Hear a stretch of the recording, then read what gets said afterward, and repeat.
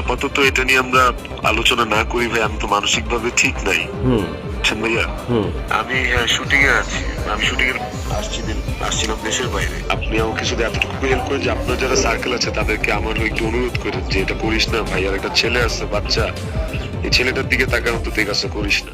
বাংলাদেশ সবিজে তোলপাড়, প্রেম, পরকীয়া আর এক মর্মান্তিক পরিণতি। ছোট পর্দার জনপ্রিয় অভিনেতা জাহির আলভী ও তার স্ত্রী ইকরার গল্প এখন সোশ্যাল মিডিয়ায় সবচেয়ে বড় ট্রেন্ডিং টপিক। অভিযোগ উঠেছে অভিনেত্রী তিথির সঙ্গে দীর্ঘদিনের ঘনিষ্ঠ সম্পর্ক ছিল আলভীর।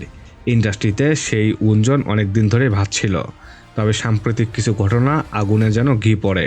শোনা যাচ্ছে পরকীয়া প্রেমিকার জন্মদিন উদযাপন করতে নেপালে গিয়েছিলেন আলভী।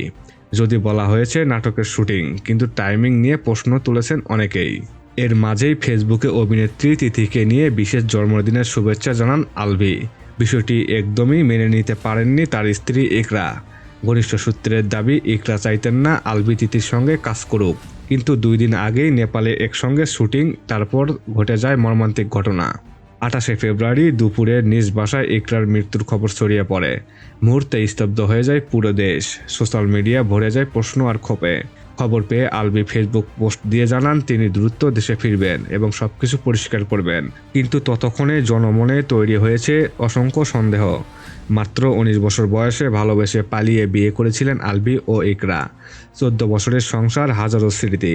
ফেসবুকে ছিল সুখের ছবিতে ভরা, কিন্তু জীবন তো ফিল্টার করা ছবি নয়। হাসির আড়ালে লুকিয়েছিল অভিমান, অশান্তি আর না বলা কষ্ট, যা ক্যামেরায় ধরা পড়েনি কখনো।